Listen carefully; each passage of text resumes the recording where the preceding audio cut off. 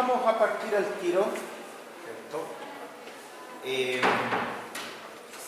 Ya, estamos entonces haciendo la tarea 3, ¿cierto? Sí. Y ya terminamos con la prueba 1. Entonces, la tarea 3 se entrega este viernes. Sí. ¿Hay consultas? No, a lo mejor cuando empiecen a hacerlas van a salir las consultas. Ya, en la tarea descansa mucho, lo que me interesa son los osciladores de un grado de libertad no lineales, que básicamente es que jueguen con los mismos códigos que se dieron en la ayuda antigua. ¿Ya? Para los que han ido, están ahí los códigos, están las formas de usarlos. No hay mucha ciencia, pero la idea es que se metan a jugar con esas cosas un ratito. ¿Ya? Eso es lo que se espera. No hay mucho más tampoco. La próxima semana es la semana de fiestas patrias. Nosotros tenemos clases el lunes. Me habían preguntado si esa clase se podía hacer online porque no quieren venir a la universidad. Yo no tengo ningún problema en realidad. Yo tampoco lo hago. Ya, la hacemos online entonces, no hay ningún problema. ¿Ya? Misma hora, mismo link, todo igual, así que ningún problema con eso. Ya. Si no hay consultas, entonces seguimos. Esta parte, ¿cierto? Le voy a dar un poquito más de tiempo, el diseño por capacidad. Ya les conté más o menos qué es y el cómo se hace es fácil, pero vamos a darle unos minutos adicionales a esto. El diseño por capacidad es algo que no vamos a ver necesariamente en este curso, hay que entenderlo. ¿De qué se trata? A ver, lo que dicen los neozelandeses es: usted va a diseñar una estructura, supongamos un marco de momento, un marco riestrado concéntrico. Cuando hablamos de estructuraciones comunes, van a ser esas. Dejemos un poquito de lado por ahora los muros, ¿ya? Pero vamos a tener marcos de momento, hormigón o acero, vamos a tener estructura riestrada concéntrica, en general de acero. Y para esas estructuraciones, ¿cierto?, que se plantean, el diseño tradicional dice: tome el espectro elástico y divídalo por un factor R. ¿Por qué? Porque yo quiero que haya daño, aunque sea limitado, controlado, ¿cierto? Esa es la razón de que yo divido esta cosa por R. Porque implícitamente tengo la intención de que salga más barato. Y además, ¿cierto? Como sale más barato, voy a necesitar proveer algún detallamiento y así me va a salir un poquito más caro esa parte del detallamiento, pero se supone que al final conviene. Ahora también hay un segundo asunto, y es que por el hecho de que el fenómeno sísmico per se tiene una dispersión tan grande, es muy difícil garantizar que una estructura pueda estar siempre dentro del rango elástico, casi independiente de la resistencia que uno le asigne. ¿Ya? Entonces, siempre en países de alto riesgo sísmico como es Chile, conviene que las estructuras tengan una cierta ductilidad mínima. Ya, pero digamos que los R son grandes, que es por donde partieron los neozelandeses.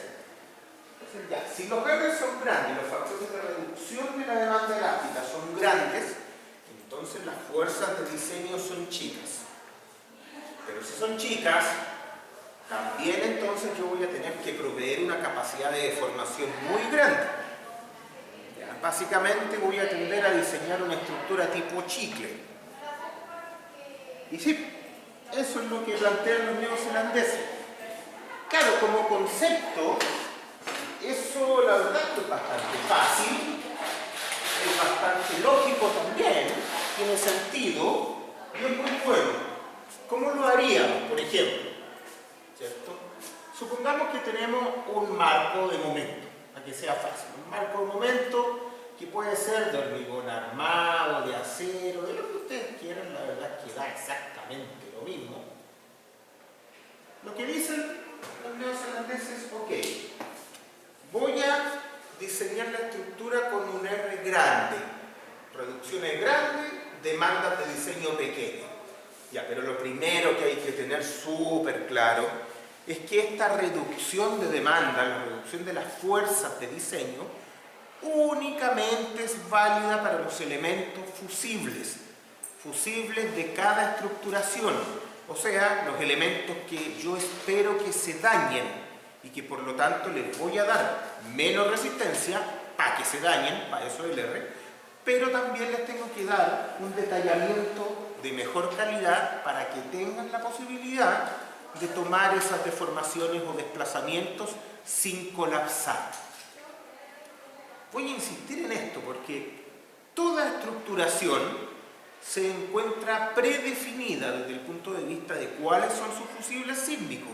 No los invento al ir a diseñar, no es que yo pueda elegir cuáles son los que corresponden a la estructuración, los que están definidos por los códigos y no se cambian por ningún motivo, salvo que yo vaya a hacer un análisis por desempeño, que es donde yo puedo mirar de forma explícita dónde están las planificaciones y todas las cosas.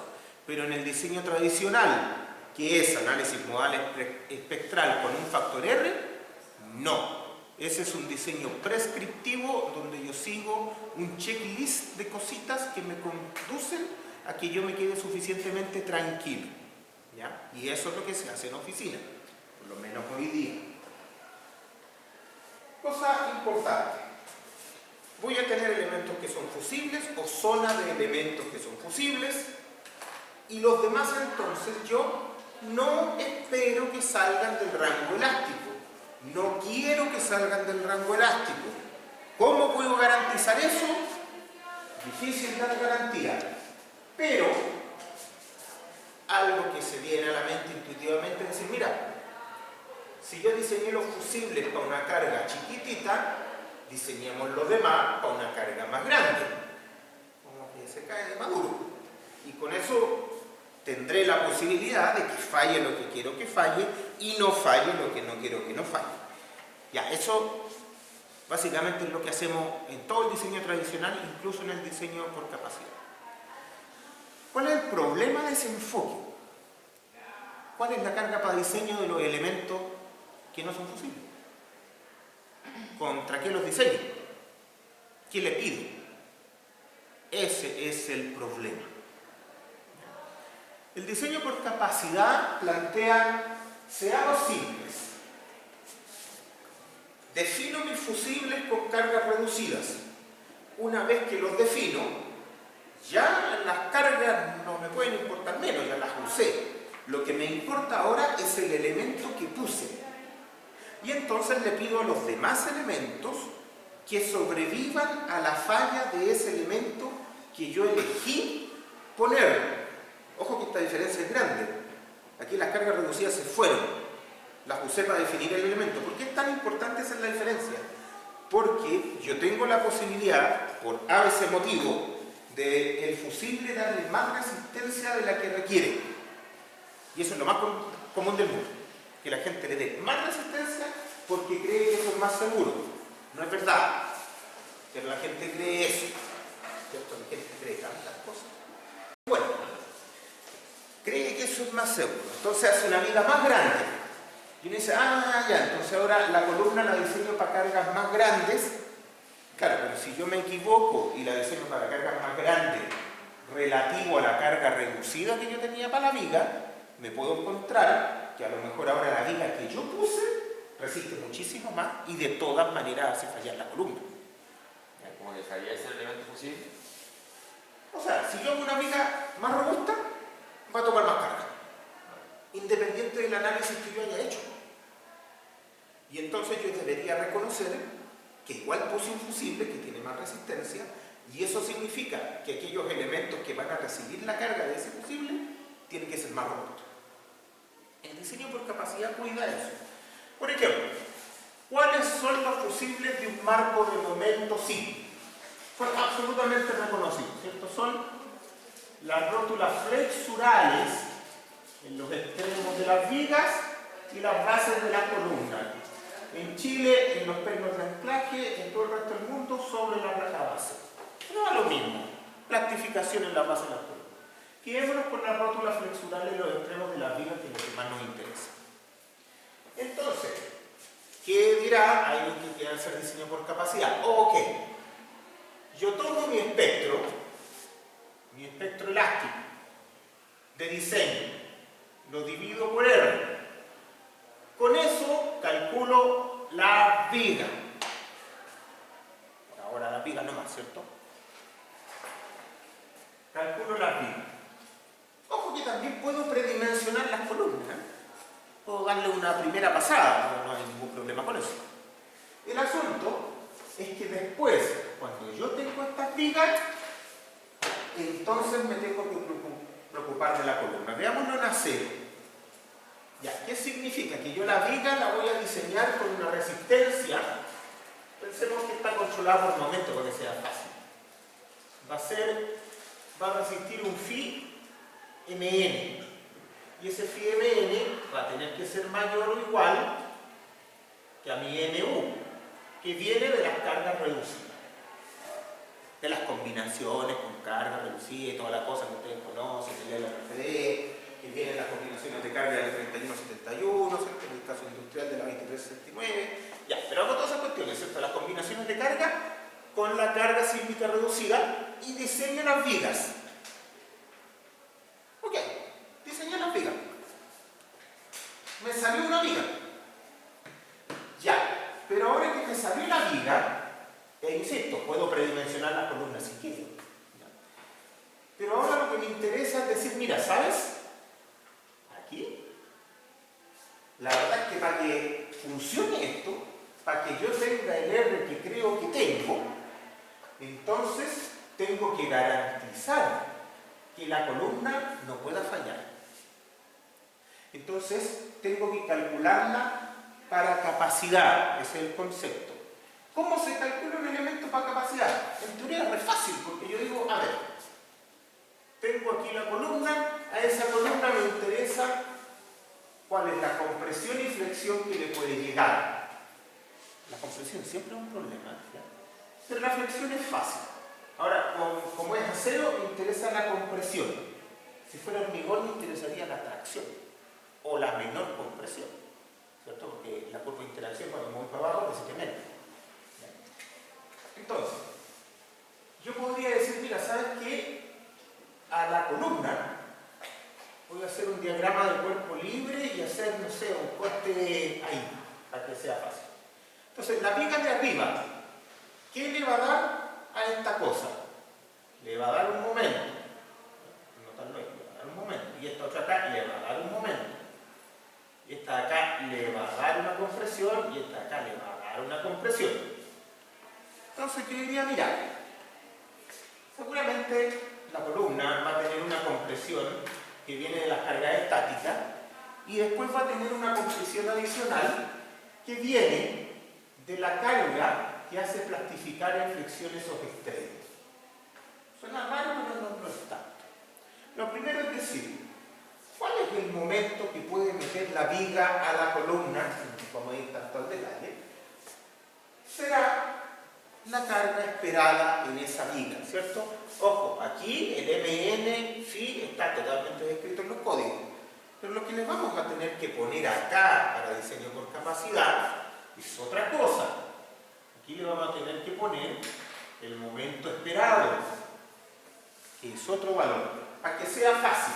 El phi MN, ¿cierto? El MN acá, damos por hecho que en estas vigas va a controlar el momento plástico porque tienen que poder plastificarse.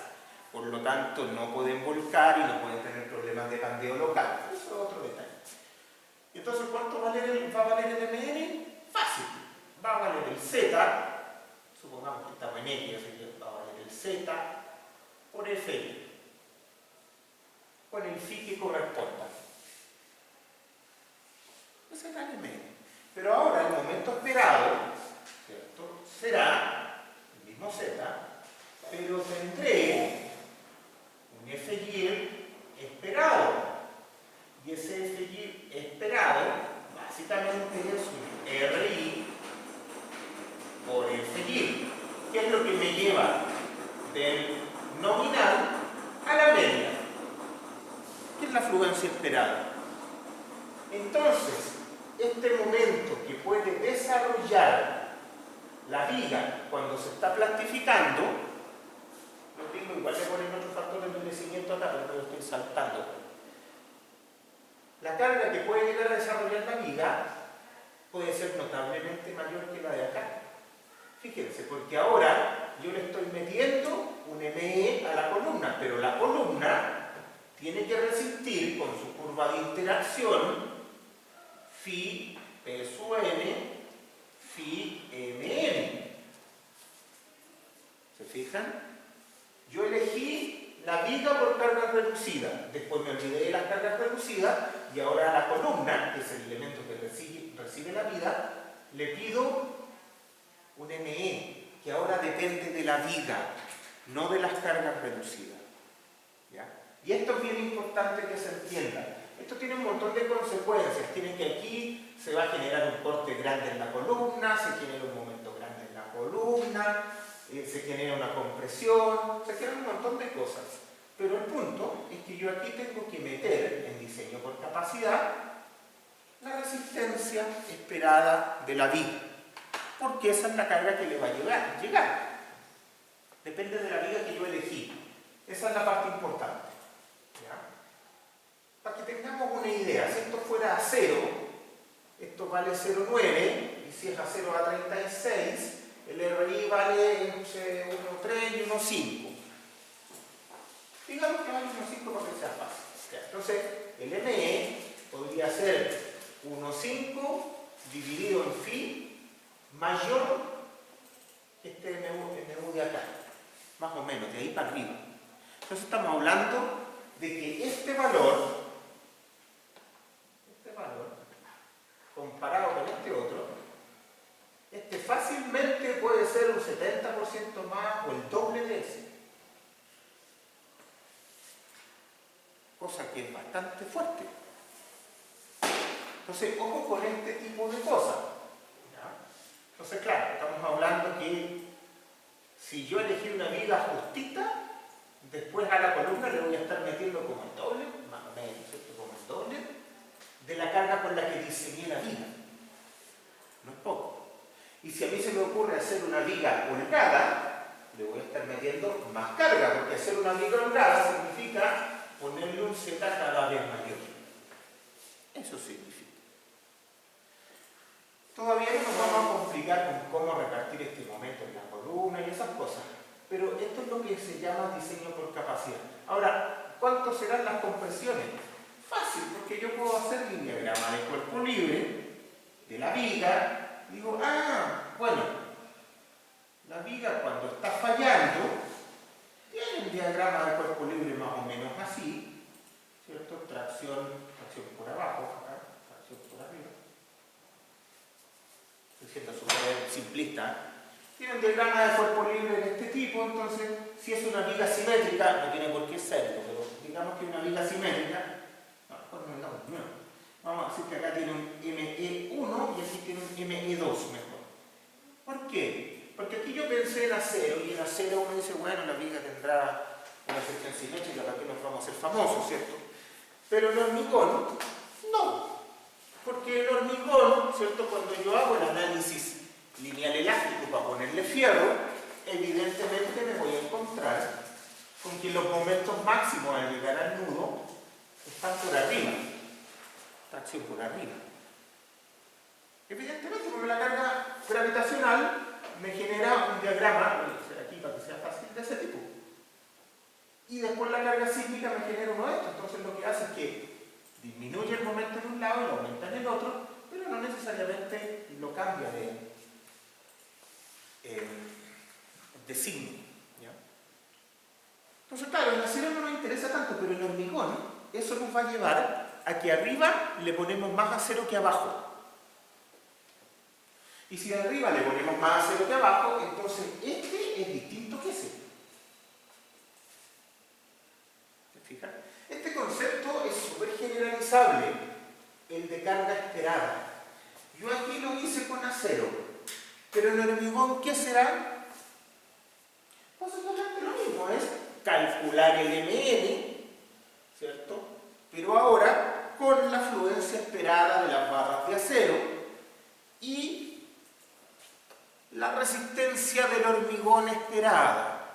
Pero todos sabemos que la resistencia del hormigón no cambia la resistencia flexural de las vejas. No la afecta, por cierto raro. Por lo tanto, básicamente, yo voy a decir, vuelvo a calcular el MN, pero con la fluencia esperada de la barra y no con la fluencia nominal. Y además ahora no va el phi. Ojo esta parte, porque tiende la gente a confundirse.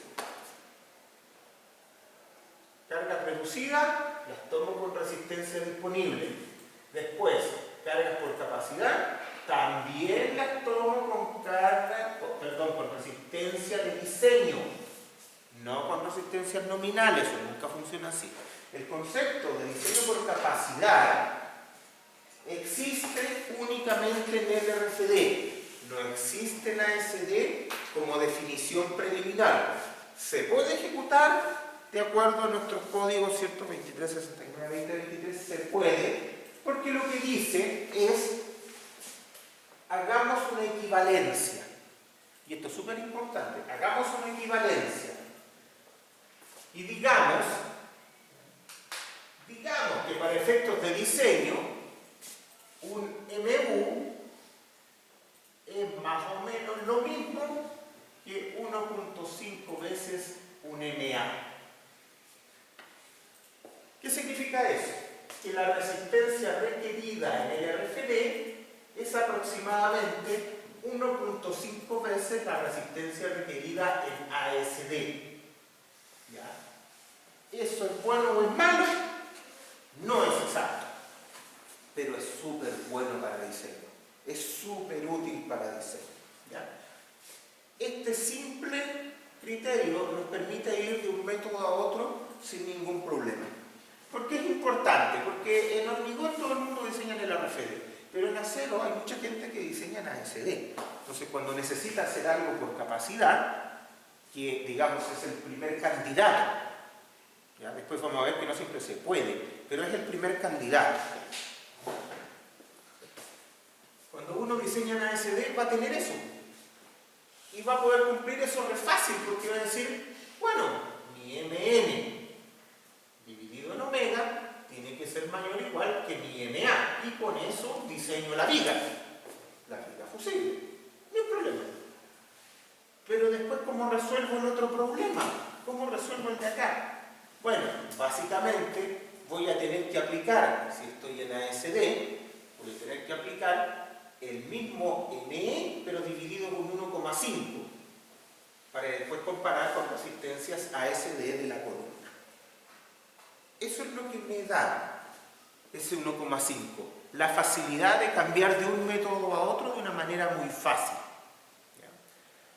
Entonces, tenemos este concepto que se trata de decir, llevo al límite el elemento que yo elegí y me olvido de las cargas.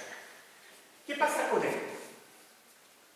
Que la columna, ¿cierto? Que si yo la predimensioné para cargas reducidas, evidentemente no es lo que me importaba, era un prediseño. Lo que realmente me importa es que no se muera para la viga que yo puse. Por lo tanto, cuando yo le pida estas cargas, esta exigencia, es bastante probable que la columna tenga que subir, tenga que ser más grande. Si no necesita subir, estamos todos contentos, perfecto, no hay problema, se deja. Pero en general, esta condición va a ser bastante más exigente que esta condición. ¿Ya? El diseño por capacidad no es más que esto, aplicado de 1000 maneras distintas y con sabores diferentes, pero esta es la idea. Cuando uno tiene un marco ariostrado concéntrico, vamos a dibujar aquí un marco ariostrado concéntrico, y vamos a poner cruce. Un marco ariostrado concéntrico. Aquí, por definición, las rótulas plásticas o los fusibles van a ser las diagonales diapares. La idea es que puedan llegar a fluir en tracción y pandearse de manera estable en compresión. Y ya vamos a ver qué es eso de pandeo estable.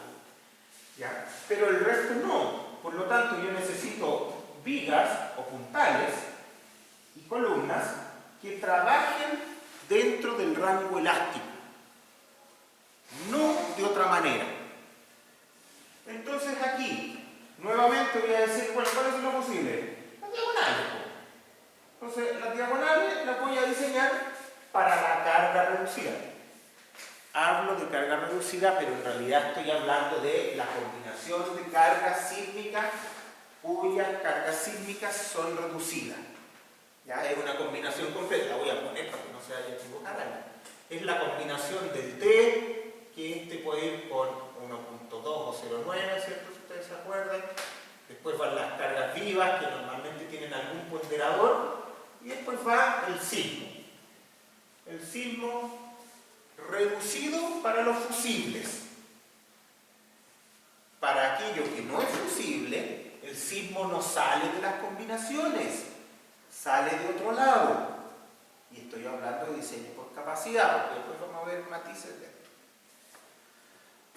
Entonces, ¿qué tendría después cuando yo quiero calcular el sismo acá? Digo, pues aquí estas cosas las puedo sacar, el efecto sísmico lo saco de acá, pero estos otros efectos van a seguir estando. Eso no representa el sismo, por si acaso. Así que no complica mucho. Ya, pero aquí voy a tener entonces las diagonales que voy a hacer un análisis modal espectral, esta cosa se va a mover re bonito para el lado. Entonces, me va a dar una carga en compresión-tracción de estas diagonales. Probablemente como tiene cargas que van para abajo, las diagonales van a estar más comprimidas que traccionadas. O sea, me refiero a que la diagonal comprimida probablemente tenga un poco más de carga que la diagonal traccionada. ¿Ya? Porque los cruces tienen una rigidez en el sentido vertical. Entonces, con eso yo voy a definirme en diagonales. Evidentemente las diagonales van a ser iguales, ¿cierto? No me voy a complicar con eso, porque sé que el sismo va para los dos lados, ¿ya? A lo mejor podría ser las diagonales de arriba distintas que las de abajo, pero eso la gente no lo hace, ¿ya? Y entonces, va a controlar la diagonal comprimida. Y voy a poner el perfil por la diagonal comprimida. Con lo que la diagonal traccionada va a estar ampliamente holgada. Ahora, la diagonal comprimida y la traccionada depende de para dónde vaya el sismo, entonces en realidad da lo mismo. Por eso funcionan de a pares, por eso que no puedo ponerlas con puro lado. Sobre todo porque son fusibles. Si pusiera diagonales con un solo lado, ¿cierto? El edificio para el lado que comprime las diagonales tendría menos resistencia que para el lado que tracciona las diagonales. Y eso, primero, es muy raro. Pero no funciona. No funciona en estructuras que tienen demanda simétrica, pero resistencia o rigideces que no lo son. No funciona. ¿Ya? Bueno, está prohibido, pero de todas maneras, la idea es entender. Bien, entonces yo puse mis diagonales que son fusibles. Si quiere nuevamente predimensiones vigas y dimensiones columna, ya para que tengan. Ya, pero después entonces, la idea es, otra vez, agarro la columna, digo ya, esta columna, ¿qué le pongo? Bueno, primero va a tener las cargas verticales en esos puntos que vienen del peso propio y la sobrecarga sísmica, ¿ya? Pero después me tengo que dar cuenta que las diagonales, ¿cierto? Cuando el sismo va para allá, esta diagonal se tracciona y puede llegar a un máximo. ¿Cuál es ese máximo? Tendrá que ser el T-G esperado. Siempre me lo refiero. En este otro punto vuelvo a tener una diagonal que se tracciona a ese nivel, pero la de arriba se está comprimiendo. La de arriba se está comprimiendo. Entonces fíjense, nuevamente, ¿cómo defino la diagonal? La diagonal la defino con la combinación de cargas reducidas y llego, ¿cierto?, a que el phi P sub n también de la diagonal tiene que ser mayor o igual que el P sub U de la diagonal. La calculo con las cargas, ¿cierto? Pero después, a la columna le tengo que poner un T sub G E, que en acero, ¿cierto?, sería el área nominal del perfil, ¿cierto?, por el RI, por el FI, porque el FI por el RI es la fluencia esperada. que el hormigón también es lo mismo. Claro que en vez del área nominal de todo el perfil es la que la va. Pero no se usan diagonales de hormigón. No muchas, pero más esas cosas raras. Pero no mucho. Entonces, tenemos aquí esto. ¿Dónde empieza a haber un problema en reconocer esto? ¿Cuánto valdrá la compresión ahí? Bueno, el primer candidato es decir, bueno, pongámosle lo mismo, así somos conservadores y se comprime más la columna. Porque como es acero, a la columna le interesa la compresión. Si fuera hormigón, le interesaría la tracción o la menor compresión. Ya, pero rápidamente nos damos cuenta que cuando estas diagonales están llegando a deformaciones de fluencia en tracción, probablemente esta diagonal en compresión ya pandió. Se acepta que este valor sea un 30% del P sub NE. ¿Qué será eso? Bueno, fácil, el P sub NE será el P sub N, pero calculado con la fluencia esperada. En acero será calcular el F crítico con fluencia esperada. Ojo que si estoy en la zona de tanteo elástico, en la diagonal, a lo mejor entre el P sub NE y el P sub N no hay ninguna diferencia. Pero si estoy en la zona de tanteo inelástico, ¿cierto? Entonces el global es baja, entonces aquí sí va a haber una diferencia lineal. Bueno, tengo la resistencia esperada en compresión y le aplico un 30%. Eso es lo que se conoce como la resistencia residual de compresión. Esto es para efectos de diseño, y eso es solo para ponerle más carga en compresión a esto, pero no ser tan roto de llevarlo a 1. Es solo para eso, reconocer que cuando se pandea con él. Ahora, hoy día el código norteamericano está diciendo, oye, pero hay un punto, o puede haber un punto, en que en realidad este valor pase por el valor P sub NE y después, posteriormente, llegue al 0,3. Se está poniendo más exigente. Esto es lo tradicional, pero hoy día el código está pidiendo para ciertas verificaciones que esto igual pueda llegar al P sub NE directamente y no necesariamente al 30%. Nuestro código, el TC79, partículas industriales de acero, mantiene la resistencia residual en el 0,3 del P sub NE. Entonces, eso. Y la otra columna, la del otro lado, bueno, tendrá que tener, aquí, si está fluid variar, tendrá que tener una compresión hacia arriba. La voy a dibujar mejor, para que no haya todo. Tendrá entonces lo contrario, ya tendrá una compresión para arriba. Ya, pero si es compresión, entonces esto es 0,3 PNE. Eso. Después aquí abajo, nuevamente va a aparecer la compresión que tira para arriba, pero acá, ¿me estoy equivocando? No estoy. Y aquí va a aparecer un tirón grande, ¿cierto? Porque este es un T sub G E y este es un 0,3 PNE. Hay que tirarle para este y calcular ese lado, si controla el otro con la compresión. Sí, pero este lado que tiene probablemente tracción puede controlar cosas como los anclajes, las fundaciones, y si estoy en hormigón me va a controlar la columna también. Entonces, ojo con ese tipo de cosas. ¿Cómo calculo el puntal o viga? Bueno, de la misma forma, haciendo el equilibrio en la viga. No me voy a meter en ese detalle, pero como concepto es esto, es básicamente decir, yo tengo mis fusibles, los fusibles, ¿cierto? La nomenclatura que tienen los códigos hoy día para reconocerlo es elementos controlados por deformación. Y los elementos que no son fusibles, que es la gran mayoría, son elementos controlados por fuerza. Así lo llaman. Porque en uno se pide resistencia y en otro se pide capacidad de formación. Porque claro, aquí yo llegué hasta decir, oiga, diseña los fusibles con carga reducida. Y después el resto con la resistencia que van a desarrollar de forma esperada esos fusibles. Sí, pero me falta algo, y es decir, oye, para que el fusible pueda desarrollar esa resistencia esperada, tiene que deformarse harto. Y yo tengo que detallarlo de manera que pueda llegar a deformarse harto.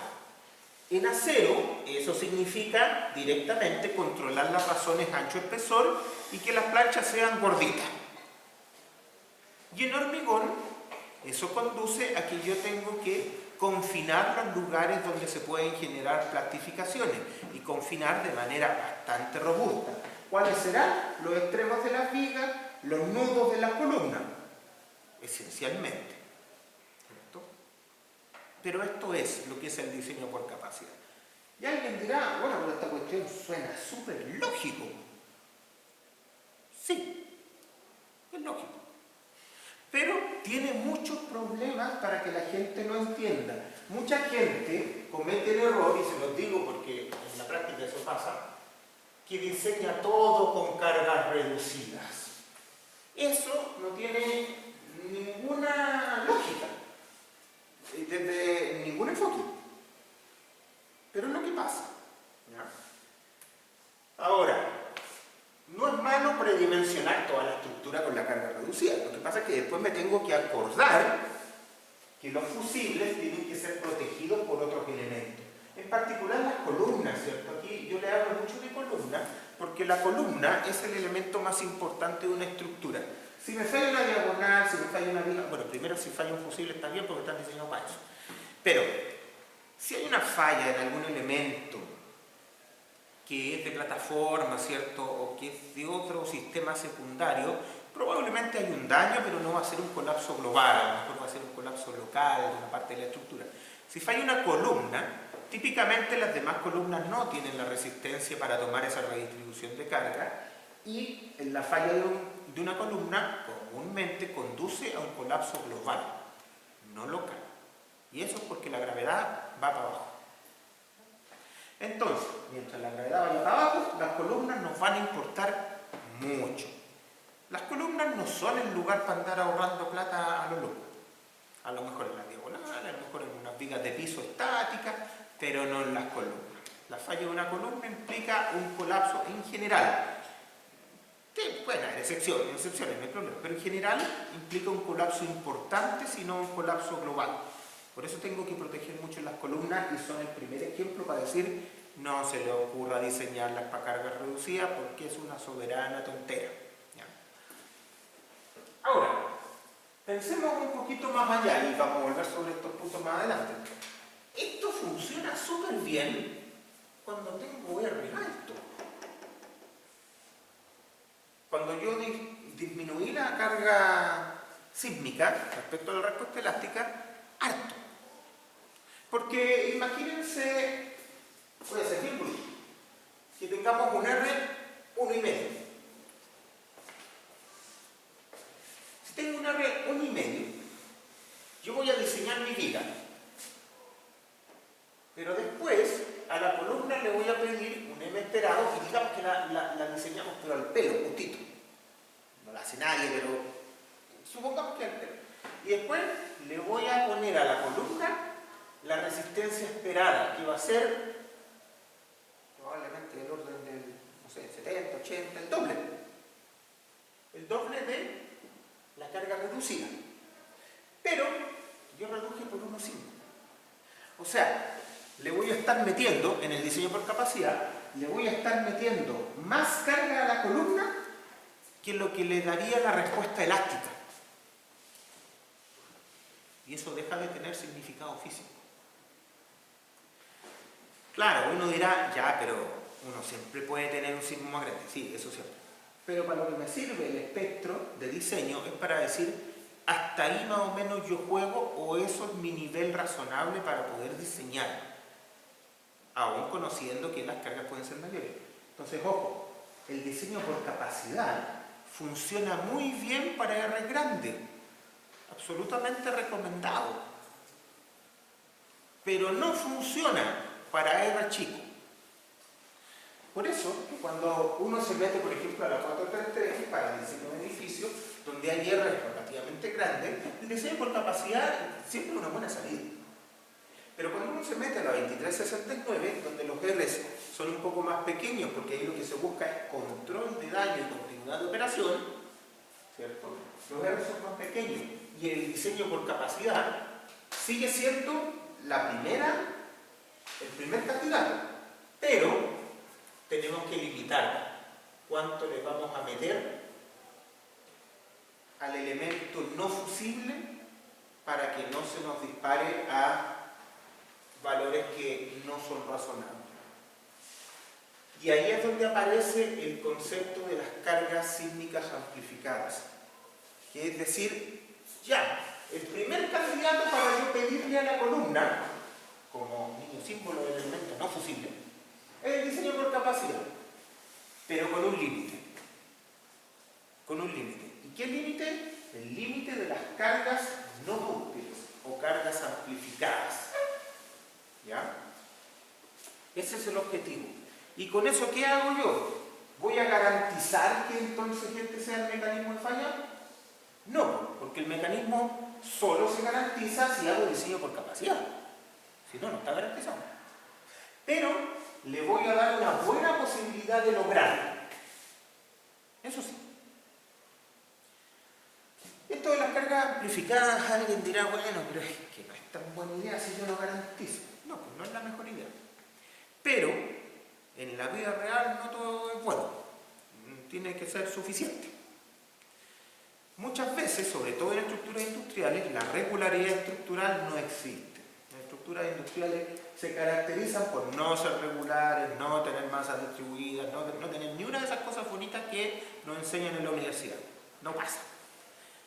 Entonces, como no pasa y las tenemos que construir igual, tenemos que buscar una manera de llegar a criterios que nos permitan construir, pero que sean suficientemente seguros.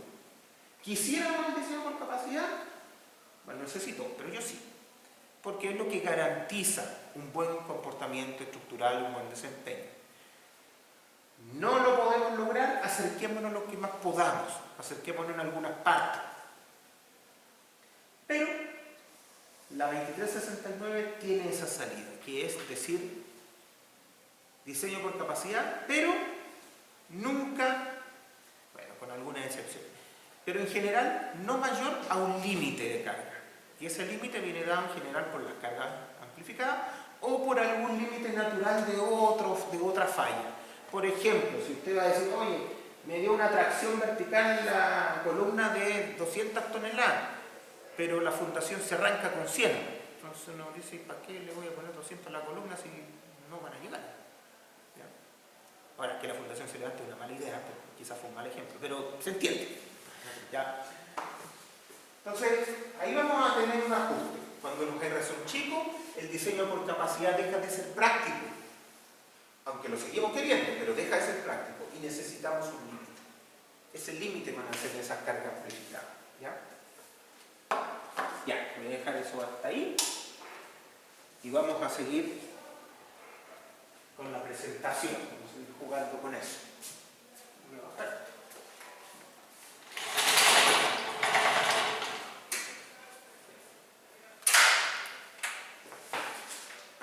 Está calentando.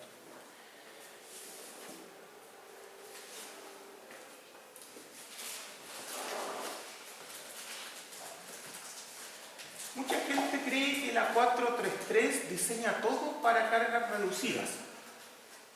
Y no es así.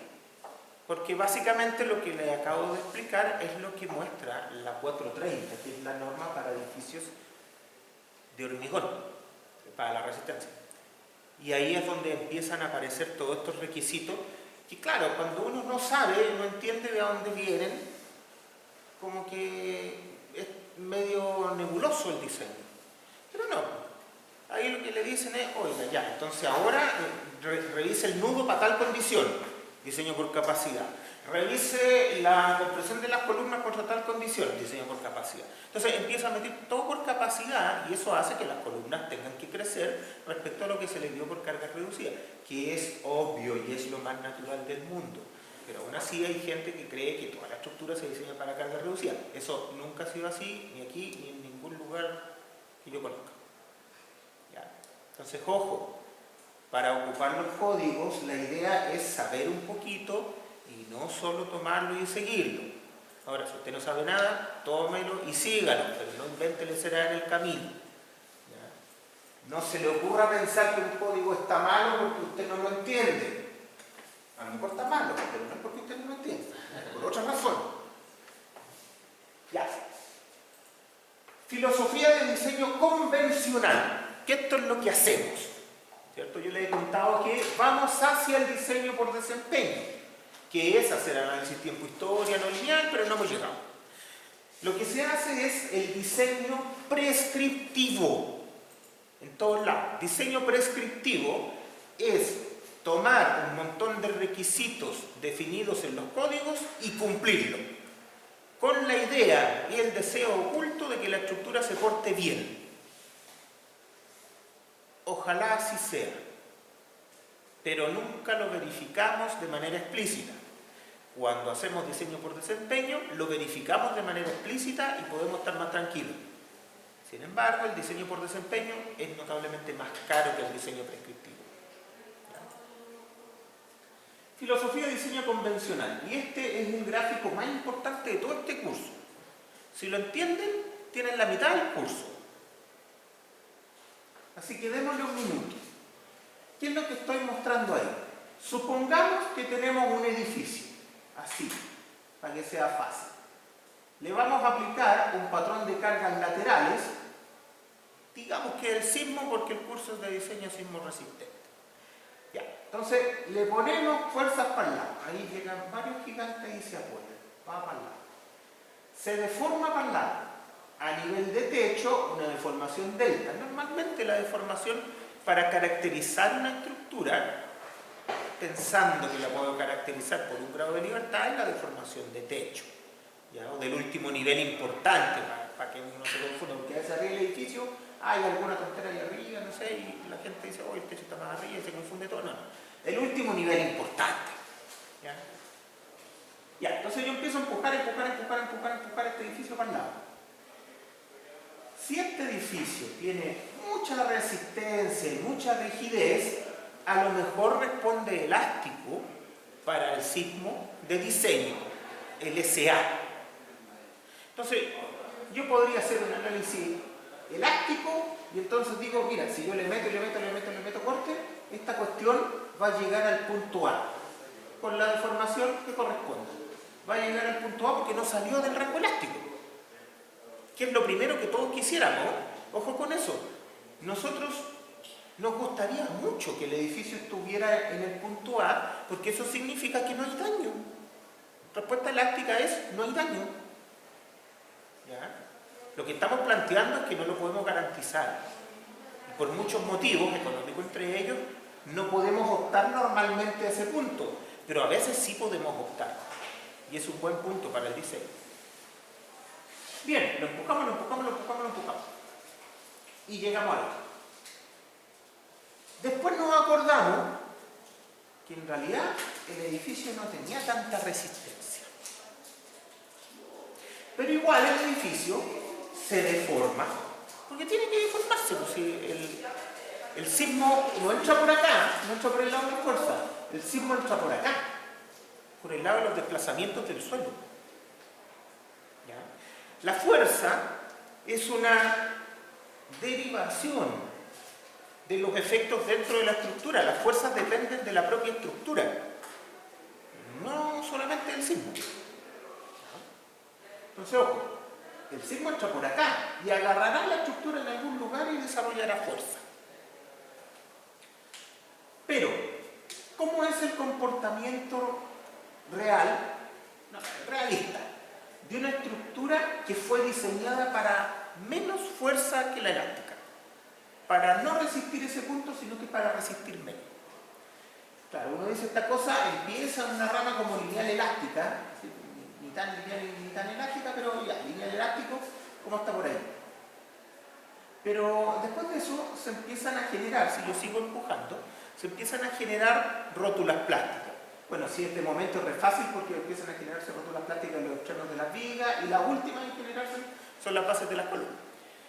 Entonces se empieza a generar, y cada vez que se genera una rótula plástica, yo pierdo rigidez global de la estructura. Entonces, cada vez esta curva se va haciendo más botadita porque la pendiente va bajando. La pendiente va bajando porque voy perdiendo rigidez. Entonces, cuando ya todas las cosas se rotularon, básicamente yo no tengo más resistencia.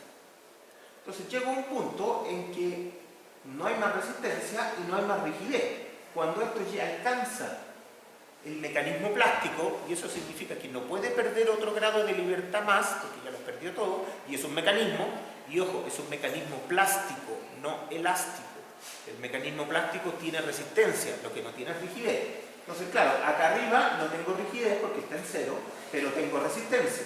¿Ya? Entonces, la curva realista que yo puedo esperar en una estructura es la que va por acá, no la que va por allá arriba. Esta lo puedo esperar si la diseñé para la fuerza elástica, pero no es lo común. Entonces, un comportamiento esperado de una estructura dúctil sería esto. Sería esta curva cuando yo la empuje para el lado. Ahora, si ustedes se fijan, este comportamiento, claro, no desarrolla tanta fuerza, pero desarrolla deformaciones súper grandes.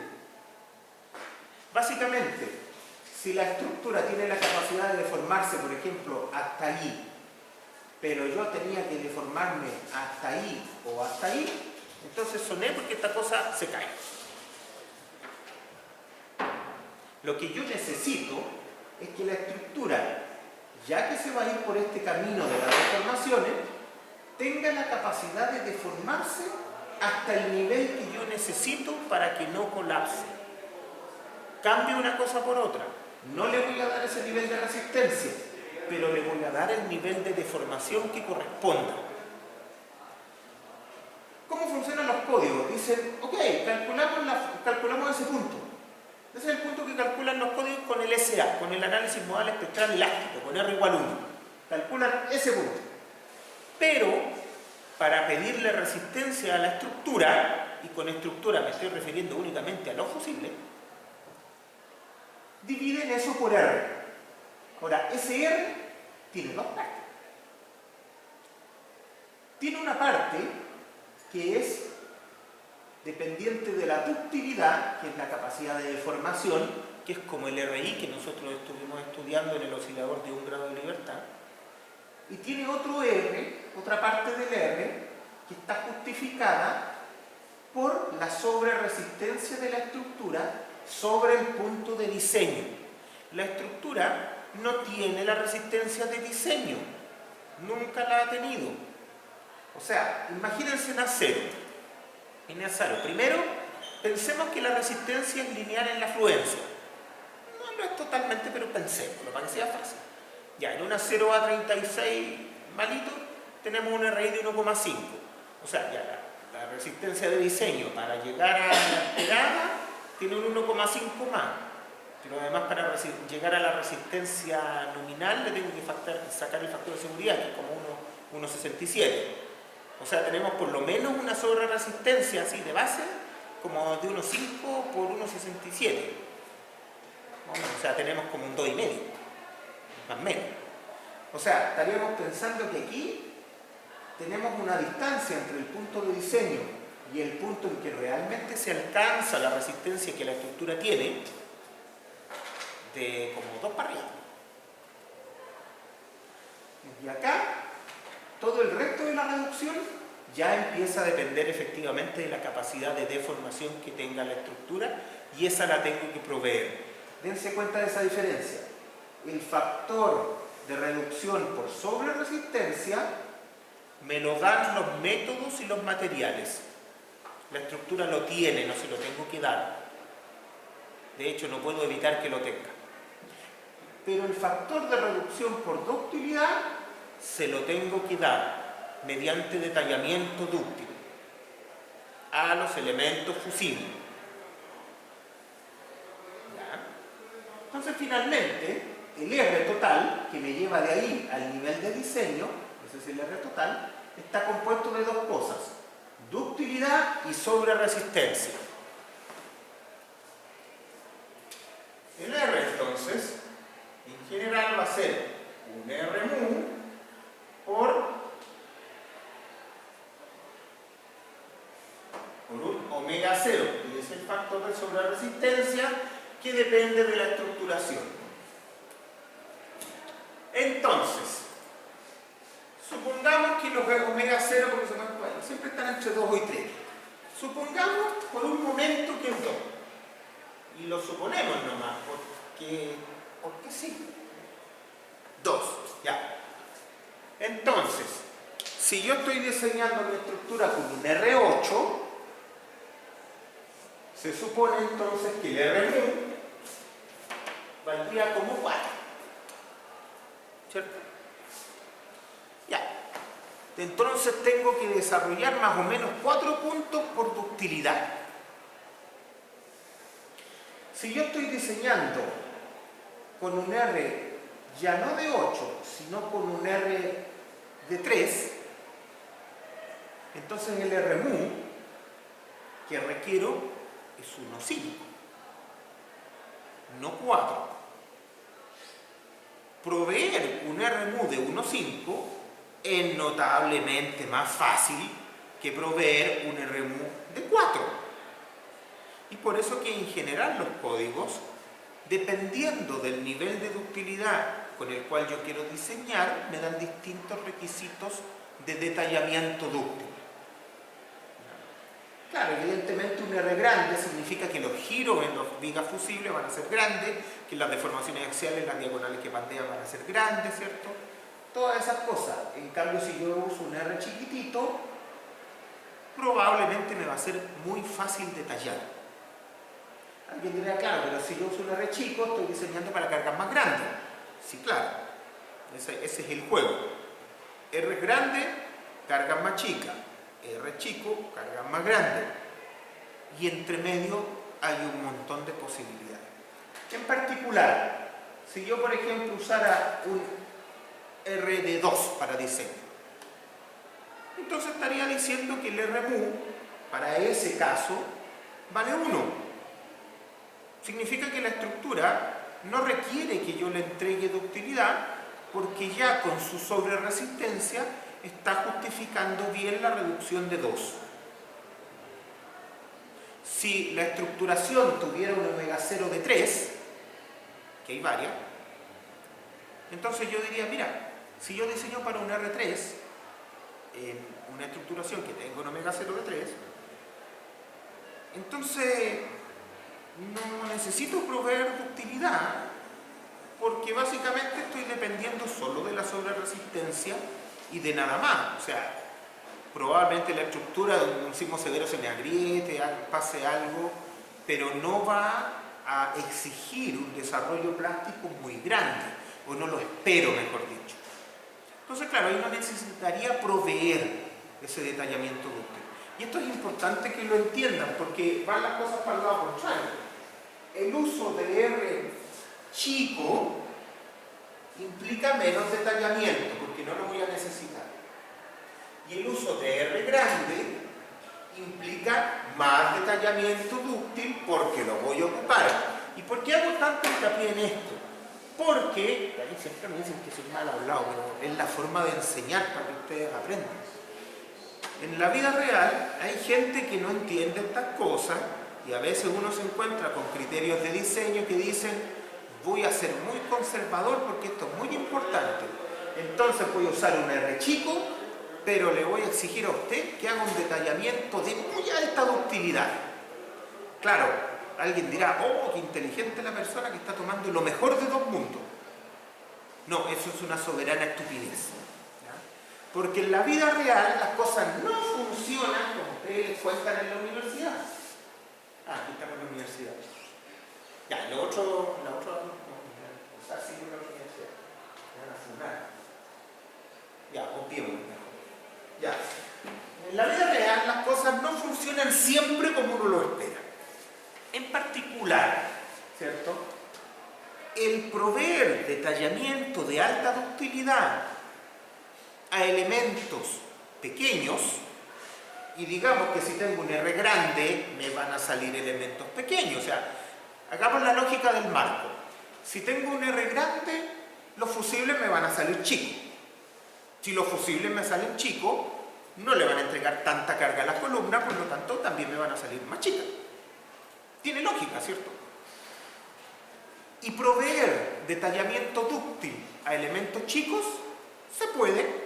No voy a decir que es fácil, porque no es fácil, pero se puede. Cuando yo uso un R chico, voy a tener carga grande. Me van a salir elementos grandes. y proveer detallamiento de alta ductilidad a elementos grandes a veces simplemente no se puede. A veces es imposible en la práctica. Entonces tengo que tener cuidado. El diseño debe ser responsable y tiene que permanecer dentro de ciertos equilibrios. Y esos equilibrios son, usted quiere respuesta más elástica, menor daño, por lo tanto va a usar un R más chico, perfecto, pero no necesita proveer demasiado detallamiento de ductilidad. ¿Es bueno darle un detallamiento dúctil siempre aunque tenga un R chico? Sí, pero no de alta ductilidad. Puedo dar detallamiento de moderada ductilidad o detallamiento de baja ductilidad directamente. ¿Ya? Son conceptos que en los códigos norteamericanos son números, pero aquí yo se los estoy contando más como idea para que se entienda. ¿Ya? Entonces, ojo con ese tipo de cosas.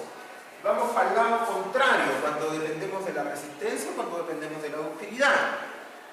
Los códigos norteamericanos echan mano de la ductilidad mucho.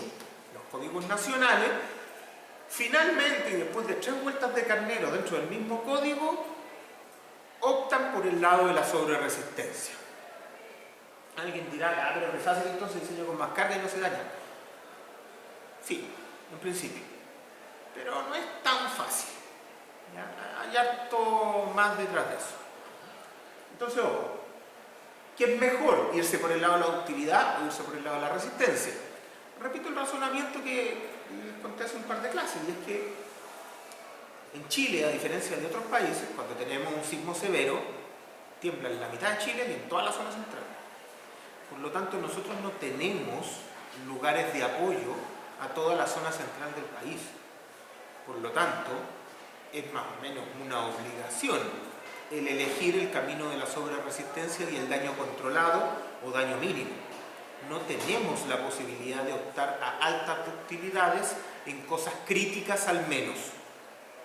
En cosas que no son tan críticas probablemente podemos irnos por el lado de la ductilidad, ¿cierto? Es cosa de conversarlo y a lo mejor vamos a llegar a algo. Bien, siguiendo con el gráfico.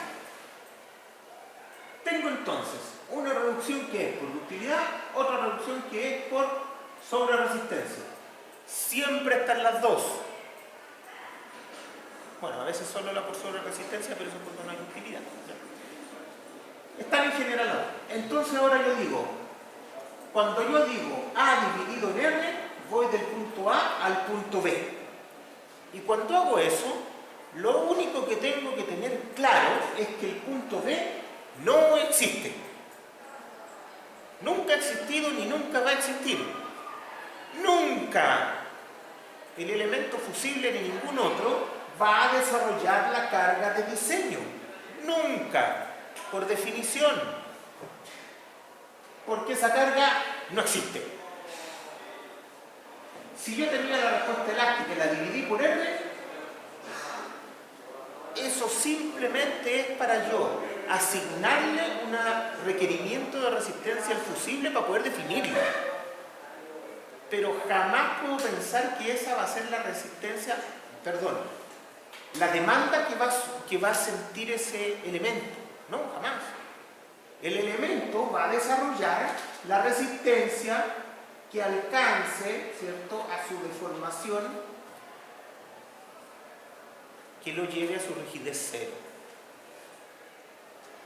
Básicamente el elemento va a desarrollar la resistencia que pueda desarrollar. Porque el sismo lo que va a hacer es llevarme al desplazamiento que me impone nomás. Entonces, cuando yo digo A dividido en R me lleva a BD y delta D. O sea, esta deformación reducida no tiene ni un sentido físico. Nada. Porque este punto no existe. No digo que no lo usemos para algo. La 433, por ejemplo, dice ese punto menor que el 2 por 1000. Eso es un criterio de diseño. Pero si usted me dice es que esa deformación es la que yo estoy esperando, no. Nada que ver. Este es un delta DE, que sería la deformación para la carga reducida. ¿Y eso qué es? Un punto ficticio, por definición. Ahora, cuando yo realmente quiero saber más o menos cuánto se va a deformar esto, tengo que tomar eso y amplificarlo por algún factor que me lleve desde ese punto hasta la deformación que yo realmente espero. Es muy importante ese factor C sub D. Cuando uno no tiene mucha información, el C sub D es igual a R. Y en la amplia mayoría de los casos, ese C sub D es igual a R.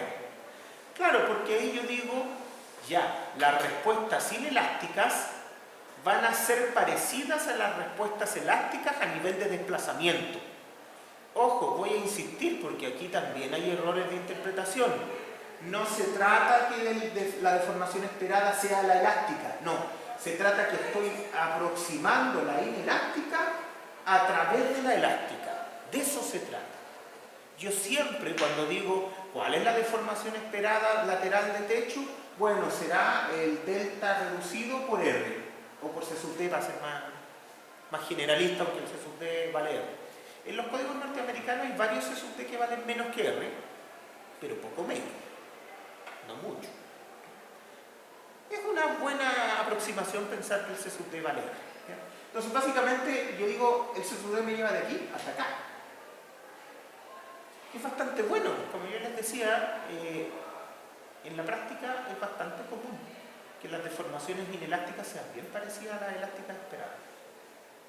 Bueno, con esta deformación que realmente yo espero, que no es esa, esta, con esa que yo realmente espero puedo decir, a ver, ya, yo realmente espero que el entrepiso se me forme un 1%, un 2%, un 3%. Ya, y ahí sí yo puedo evaluar si eso me sirve o no me sirve como criterio de serviciabilidad. Códigos norteamericanos pueden permitir una deformación de entrepiso súper grande, códigos chilenos ya no tanto. Nosotros sabemos que sobre el 1% empezamos a tener un daño no estructural relevante. Entonces nos gustaría que eso fuera menos que el 1%. Para que se hagan una idea, los norteamericanos pueden aceptar fácil 2% para arriba. Claro, uno dirá, pero es poquito. No es poquito, a nivel de deformación unitaria de los elementos no es poquito. Entonces, claro, ya, yo quiero tener menos deformación, pero eso significa más rigidez. El problema no es tan fácil, pero sí sepan que un indicador de daño muy bueno es la deformación del entrepiso o la deformación de techo. Y por lo tanto yo tengo que ser bastante cuidadoso para tratar de obtenerla. Claro, alguien dirá, ya, pero esta cuestión entonces se hizo fácil, porque si yo estaba ahí, pero lo divido por R, me voy para acá, y después simplemente multiplico por R y ya tengo ese valor que necesito, y ya tengo ese valor que necesito. Por lo tanto, no me puede importar menos lo que pasa para allá, porque no lo voy a revisar. La curva azul para allá, el código jamás me la pide, la supone. Y todo lo que uno supone, no todo, pero a veces no es tan bueno. Claro, porque el código supone que usted puede desarrollar la curva azul. Y eso de uno supone, uno garantiza, uno tiene deseos y esas cosas como que se confunden. Ya, usted puede generar la curva azul únicamente si le entregó detallamiento dúctil suficiente a su estructura. Y esa es la parte compleja, porque hay mucha gente que dice, no, le voy a poner un R súper grande, me vengo para acá. Después multiplico por un R súper grande y me vengo para acá. Y estoy contento, pero me olvidé de que el R que usé lo tengo que pagar, y lo tengo que pagar con capacidad de deformación. Ese es el costo del R. Entonces, claro, el código nunca me va a pedir, para el diseño tradicional prescriptivo, verifique la curva azul. No la pide. A veces la hacemos, cosa importante. No la pide. Pero a través del detallamiento dúctil que me exige, supone que existe esa curva azul. Y a veces no existe. Cuando yo no he entregado un detallamiento dúctil suficientemente adecuado, pero he descansado en que sí existe, porque usé un R grande, podría tener problemas. Y eso es lo que a veces ha pasado. ¿ya? Elementos, estructuras en general que se diseñaron con un R grande, pero luego no se les entregó la capacidad de deformación consistente y entonces las estructuras colapsaron. Cuando nos metamos al diseño esto se va a ver mejor. Pero la idea es esto. No hay mucho más. ¿Ya? Entonces, ojo, tenemos un R que en la medida que sea más grande hay que pagarlo. ¿Qué es mejor, R grande, R chico? Depende de un montón de cosas. Hoy por hoy uno no tiene que elegir demasiado, tiene códigos que lo ayudan, pero sepan que vienen todas las relaciones que uno ve en los códigos de esta lógica. Esto es el diseño prescriptivo y este es el diseño sismorresistente tradicional. Reducir la carga a costa de un daño, pero tener ese daño a través del detallamiento controlado y sin posibilidad de que la estructura colapse realmente. El colapso de la estructura nunca está en la mesa, ¿ya? No es parte del diseño, ¿ya? No lo tenemos.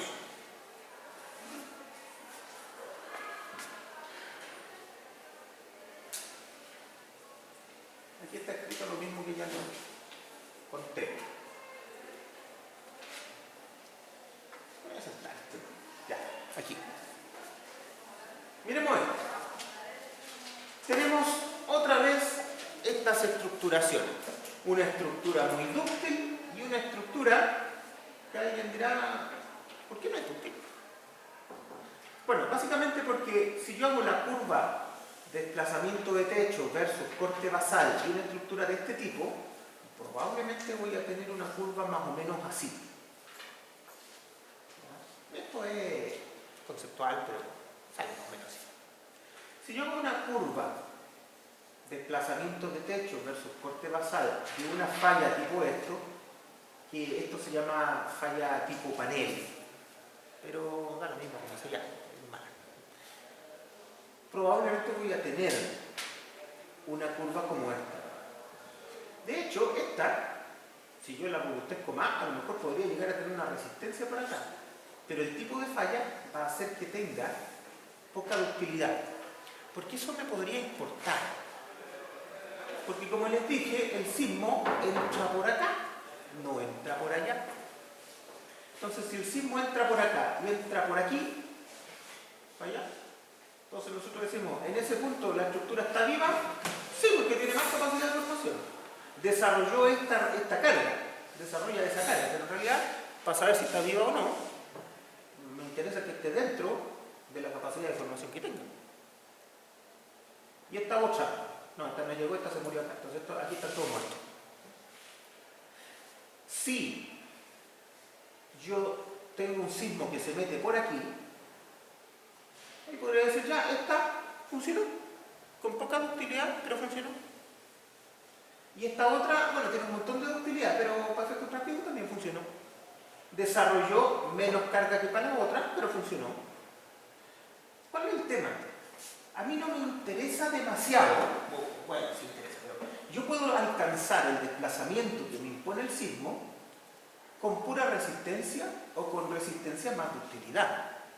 Ambas cosas. La estructura de alta ductilidad va a desarrollar menos carga para esa deformación. La estructura de baja ductilidad, que alcanza a llegar a esa deformación, va a desarrollar más carga. Pero si llega, también está bien. Si llega más elástica, va a tener menos daño. Entonces alguien dirá, me conviene diseñar con mayor rigidez, con mayor resistencia para que tenga menos daño. Conviene desde ese punto de vista, pero también el proyecto se hace más caro. O se supone que se hace mucho más caro porque en la realidad tampoco es así. Cuando uno hace análisis de sensibilidad de las ubicaciones finales al R, se encuentra con sorpresa. Voy a hablar de la parte industrial porque en la otra no quiero meter. Pero la parte industrial, por ejemplo, si uno dice una estructura de acero, si le pongo un R de 5, me sale, no, mejor no, le pongo un R de 5, me sale tanta ubicación. Y le pongo un R de 3 y no me va a salir el doble. me puede salir un 5% más. Pero el desempeño al que yo puedo optar con un RD3 es notablemente menos sensible que el del R5. Eso sí es un hecho. Entonces ahí es donde uno puede tomar decisiones y decir, oye, ¿pago el 5% más para que esta cuestión esté expuesta a menos daño? Normalmente sí. Normalmente en estructuras industriales sí. Porque en estructuras industriales las estructuras valen poco respecto a los equipos que tienen arriba. El equipo que tiene arriba cuesta 5 millones de dólares, la estructura cuesta 50 millones de pesos. Un chiste al lado del equipo. Entonces, claro, usted dice, me ahorré 2 chauchas, pero dejé el equipo con una posibilidad de daño pasivos menores. No cuadra, no cierra eso. Entonces hay que mirarlo. ¿Ya? De repente uno como que mira que el R más chico significa mayores gastos.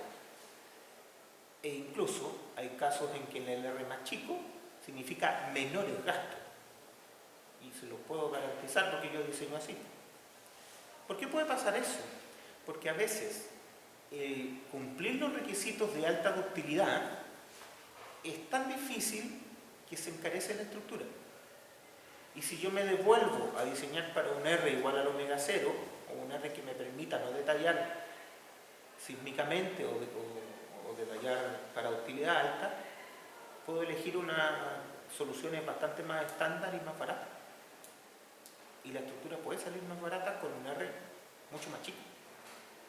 Entonces, hay que darle una vuelta un poco más delicada a este tipo de cosas. ¿Ya? No todo es que el R grande es para que sea más barato. Es para eso, pero no siempre es así. Y estoy hablando únicamente de estructuras industriales porque la otra no sé. A ver si se puede mostrar este videito. No sé nada.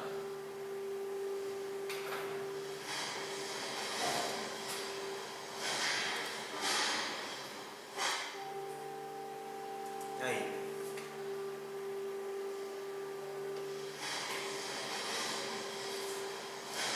Eso es piso blanco.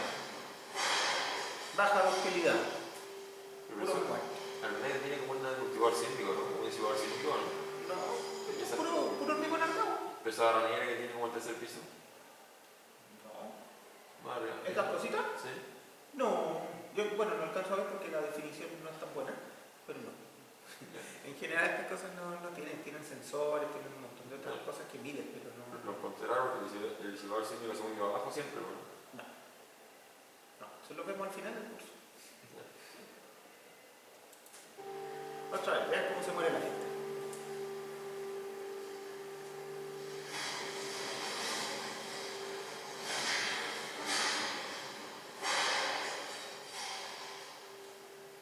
Eso no tiene que pasar. Y para que eso no pase, ¿cuál es la solución ahí? Evidente, pues, las columnas tenían que robustecerse más. Las vigas, ¿cierto? Seguramente tienen una resistencia suficientemente alta y llevaron la primera falla a columna en lugar de producirse en las vigas. Pésimo negocio, malo, no lo hagan. Ya. Dejémoslo hasta aquí y volvemos en 20 minutitos más.